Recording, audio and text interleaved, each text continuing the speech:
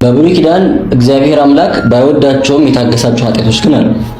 ብዙ ጊዜ በተለይ ከማያምኑ ወገኖቻችን እንደ አባ እንትና የሚባለው ወይ ነብይ እንትና ወይ ቅዱስ እንትና የሚባለው የብሉይ ኪዳን አባት እኮ እንደዚህ አድርጓል፣ ክርስቲያኖች ለምን ትቃወማላችሁ እያሉ ብሉይ ኪዳን ሪፈረንስ አድርገው በአዲስ ኪዳን ያለን ክርስቲያኖችን ሲጠይቁ እንመለከታለንና እነዚህን ሐሳቦች ብናነሳቸው ጥሩ ይሆናል ብዬ ስላሰብኩኝ ነው። ለምሳሌ በማቴዎስ ወንጌል ምዕራፍ 19 ላይ ደቀ መዛሙርቱ እንዲሁም ጌታችን ለመፈተን የፈለጉ አይሁድና ፈሪሳውያን ጌታችንን ፍቺ ይቻላል የሚል ጥያቄ ጠይቀውት ነበር።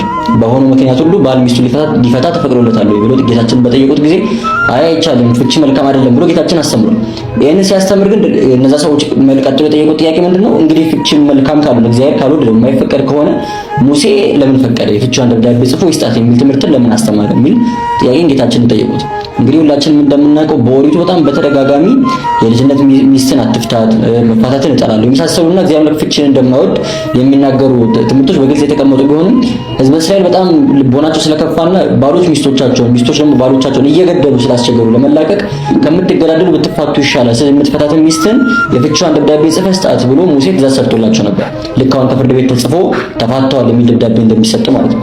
ያቺ ሴት እንደዚህ የፍቺዋ ደብዳቤ ካልተቀበለችና የተፈታች መሆኑን የሚያሳይ ወረቀት ከሌላት ሌላ ሰው አግብታ ብትገኝ በትዳሯ ላይ ዝሙት እንደፈጸመች ተቆጥሮ ትወገር ስለነበረ የፍቺዋን ደብዳቤ ስጣት፣ ልቀቃት፣ ፍታት የሚል ሕግን ሙሴ ሰርቶላቸው ነበር ማለት ነው። እና ይሄንን በማንሳት ሙሴ ለምን ፈቀደ ብለው ጠይቀውት ነበር አይሁድና ጌታችን ሲመልስላቸው ሙሴ የማይፈቀደው ስለ ልቦናችሁ ድንዳኔ ነው እንጂ ከመጀመሪያ እንደዛ አልነበረም ብሏቸው። የእግዚአብሔር ሐሳብ የእግዚአብሔር ፈቃድ እንደዛ አልነበረም፣ ግን እናንተ ልቦናችሁ በጣም ስለከፋ ስለደነደነ ሙሴ ፈቅዶላቸዋል ብሏቸው። ስለዚህ እግዚአብሔር አምላክ ፍቺን ባይወድም እንኳን ስለ ልቦናቸው ድንዳኔና ስለ ድካማቸው ይታገሰው ነበር ማለት ነው።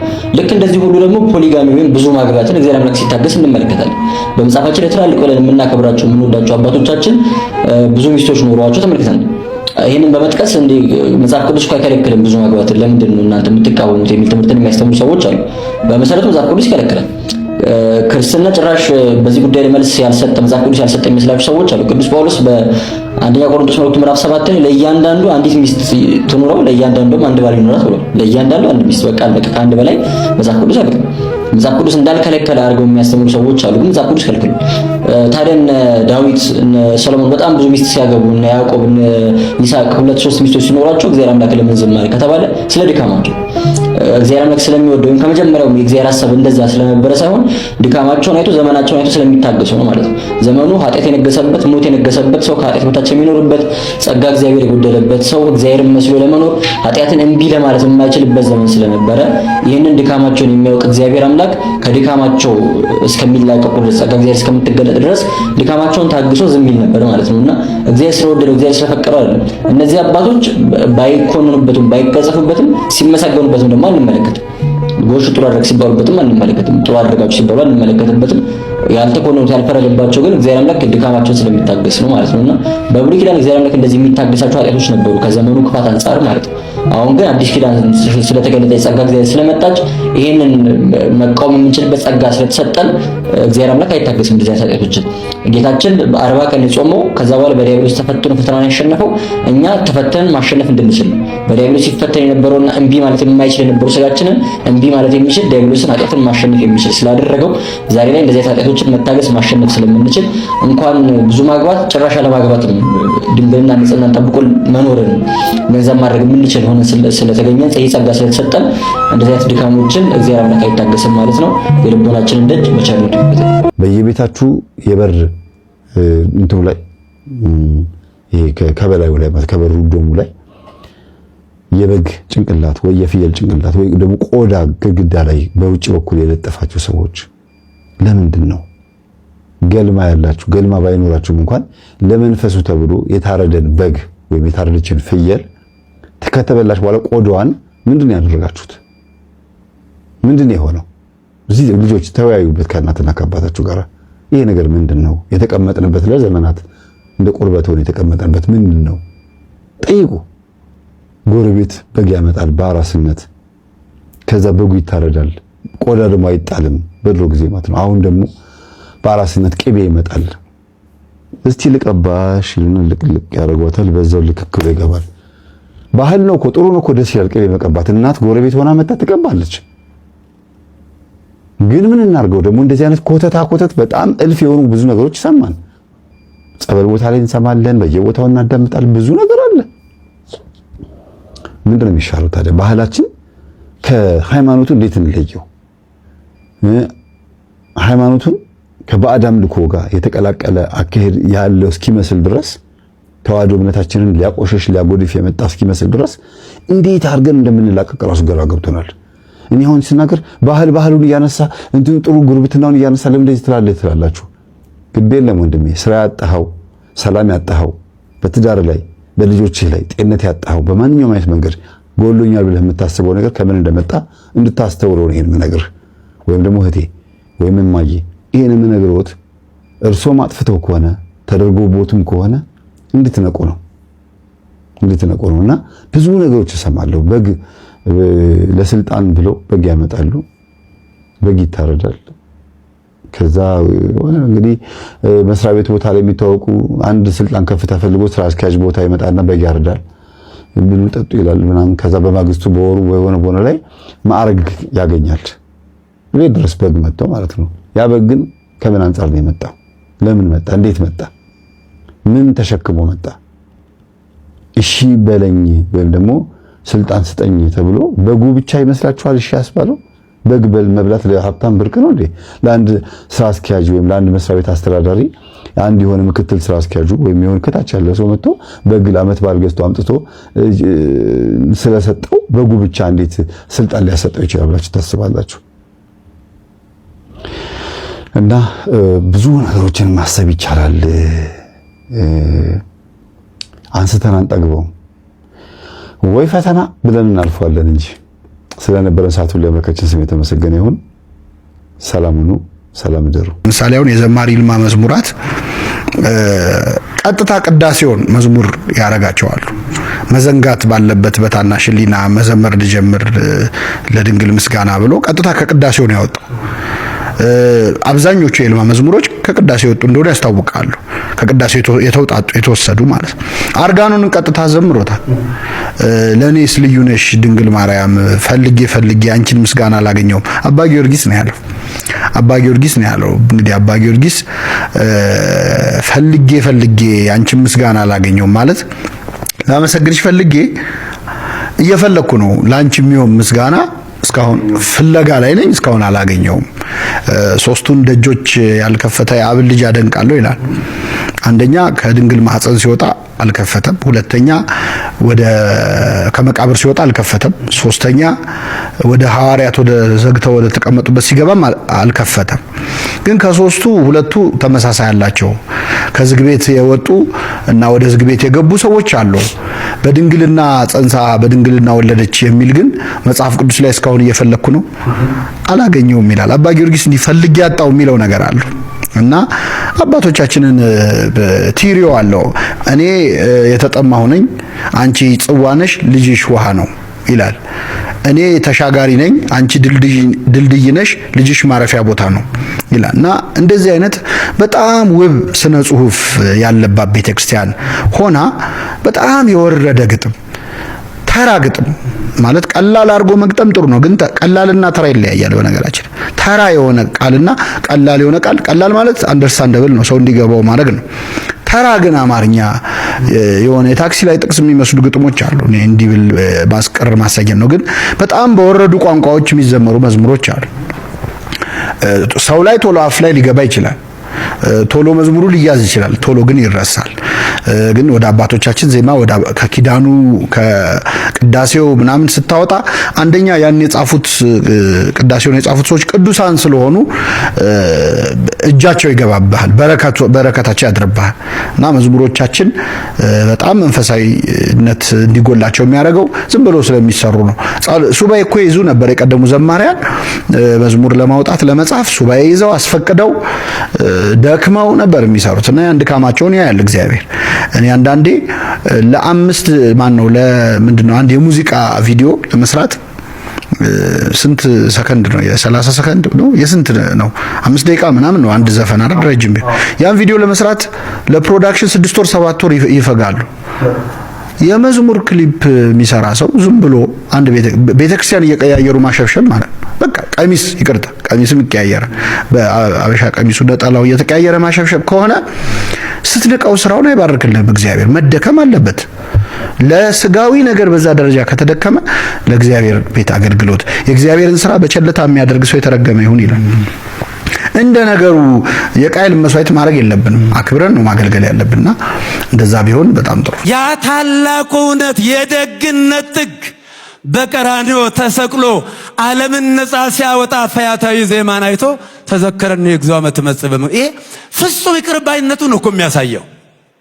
እኛ ሌላ ስቃይ አያስፈልግም። እኛም እኮ እንደ ፈያታዊ ዜማን ጌታ ሆይ በመንግስት በመጣ አስበኝ በቃ የሚፈልገው እሱ ነው። እመኑ። ይሄው በእርሱ በሚያምን አይፈረደበትም፣ በማያምን ግን በአንዱ በእግዚአብሔር ልጅ ስም ስላላመነ አሁን ተፈርዶበታል። ነገ የሚባል ነገር የለም። አሁን ድነናል ስንል ይረበሻሉ። ሆኗል እንጂ ገና ይሆናል የሚል ነገር የለም። በመስቀሉ ሞት ስጃችሁ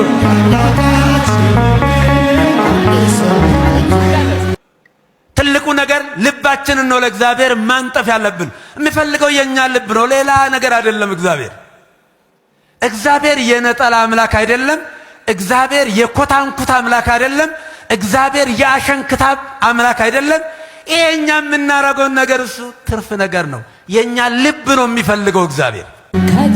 ለትውልድ የምናስረክበው ዛሬ የሆሳዕና ግርግር ለቤተ ክርስቲያን አይጠቅማትም፣ አያስፈልጋትም። ቤተ ክርስቲያንን የጠቀማት ያዳናት፣ የወለዳት፣ የገለጣት የዕለተ ዓርቡ የጌታችን የአምላካችን የኢየሱስ ክርስቶስ መከራ ነው። ለልጅ ልጅ አውርሰን ደስ የምንሰኘው በጣም ነው የሚወደው ይህን ሰው። እኛ በእንደዚህ አይነት መከራ ተይዘን ሳለን በውኑ እግዚአብሔርን አትፈራውምን? እኔና እናንተ የሚገባንን ቅጣት ተቀብለናል። ይሄ ግን እኮ ኃጢአት የለበትም። ማን ገለጸለት? ማን ነው ልቡን ያበራው? ማን ነው አይኑን ያበራው? ሌላ ነገር አይደለም። ሰማዋ አባቶ የሚያደርጉትን አያውቁምና ይቅር በላቸው የሚለው ቃል ነው። ቤተልሔም ሲወለድና ሰብአ ሰገል ወርቅ፣ ዕጣን፣ ከርቤ ሲያቀርቡለት አልነበረም ፈያታዊ ዜማን? ወደ ግብፅም ሲሰደድ አላየም አልነበረም ፈያታዊ ዜማን? ቃና ዘገሊላ ላይም አልነበረም በቀኝ የተሰቀለው ሽፍታ? ደብረ ታቦር ላይ ብርሃነ መለኮት ሲገልጥ አልነበረም? ሲጠመቅና አባቱ ዝንቱ ወልዴ ዘአፈቅር ዘቦቱ ሰመርኩ ወሎቱ ስምዎ የመረጥኩት ልጄ ይህ ነው ሲል አላየም አልነበረም? ሌላውን ድርሰት ተረተውት አይደል ብርና ወርቅ አይደል ሌላ ቤዛ የሆነ ቤዛ ኢየሱስ ክርስቶስ ቤዛ ነው። ፍጡር ቤዛ አይባልም። የትኛው ፍጡር ለፍጡር ቤዛ ሊሆን አይችልም። ማርያም ቤዛ መሆን አይችልም። ሚካኤል ቤዛ መሆን አይችልም። ገብርኤል ቤዛ መሆን አይችልም። የሁላችንም ቤዛ ስለ ሁላችን ተላልፎ የተሰጠ የተገጠ መድኃኒት የሆነን በፍየሎች በኮርማዎች አይደለም። ሚካኤል ቤዛ መሆን አይችልም። ገብርኤል ቤዛ አልሆነም። አብርሃም ቤዛ አልሆነም። የትኛውን ፍጡር ቤዛ አልሆነም። ለዘላለሙ ልጇ ነው ቤዛ። ፍጡር ቤዛ አይባልም። የትኛውን ፍጡር መልአክ ቤዛ ሊሆን አይችልም። ፍጡር ቤዛ ሊሆን አይችልም። ቤዛ ኢየሱስ ክርስቶስ ነው። አብ ቤዛ አይደለም። መንፈስ ቅዱስ ቤዛ አይደለም። አልሞተማ። ሃይማኖታችን ናት የኛ ርዕስ ጉዳይ። ነይ እምዬ ማርያም ቤዛ ነሽ አሉ ለዓለም። እመቤታችን ቤዛ አይደላችም። ቤዛ ልጇ ነው። አትደንግጡ። ቤዛ ልጇ ነው። ነይ ቤዛ ነሽ አሉ ለዓለም ተብሎ አይሰበክም። ሃይማኖታችን ናት የኛ ርዕስ ጉዳይ። አዎ ኃይል እስክትለብሱ ድረስ ምን በሉ ቆዩ። ይሄ ነው በቃ ኃይል እስክትለብሱ ድረስ ቆዩ። ዛሬ ለእኛም ይሰራል። በርቱ።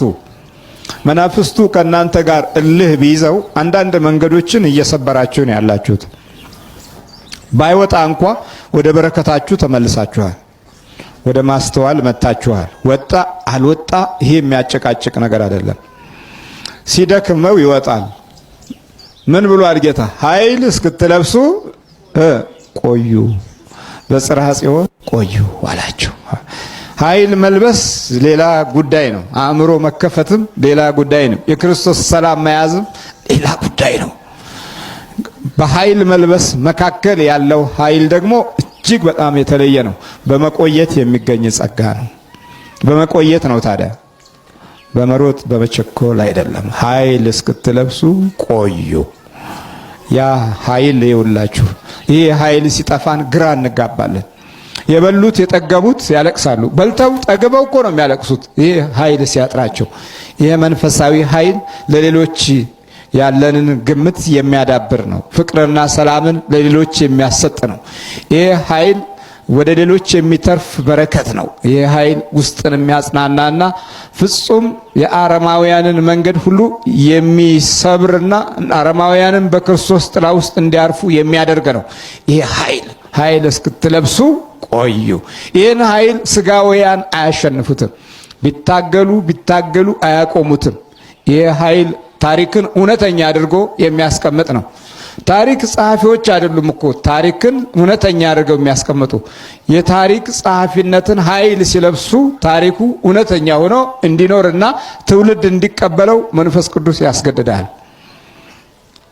መንፈስ ቅዱስ በማስገደዱ እኮ ነው ዛሬ እዚህ የተሰበሰበ ነው እንጂ የራሳችን በጎ ፈቃድ በተፈጥሯችን ያገኘነው ቀናነት አይደለም። ዛሬ በዚህ በዲያብሎስ አገዛዝ በበዛንበት ዘመን የሰይጣን መንፈስ የሰዎችን ሕይወት በተቆጣጠረ ዘመን ይህንን ቦታና ስፍራ አቋርጦ እዚህ ምንም በማይታይ ቦታ ላይ የምናየው የእግዚአብሔር ሥራ አለ ብለን መምጣትም የኛ በጎ ፈቃድ ብቻ አይደለም። የዛ መንፈሳዊ ኃይል መሻት ከውስጣችን ሲጨምርና እየዳበረ ሲመጣም ጭምር ነው። ስለ ጠላቶቻችን ያለው ምስጢርና ስለ እግዚአብሔር ኃይል ማገናዘብ ስንጀምር ነው። ኃይል እስክትለብሱ ድረስ በኢየሩሳሌም ከተማ ቆዩ።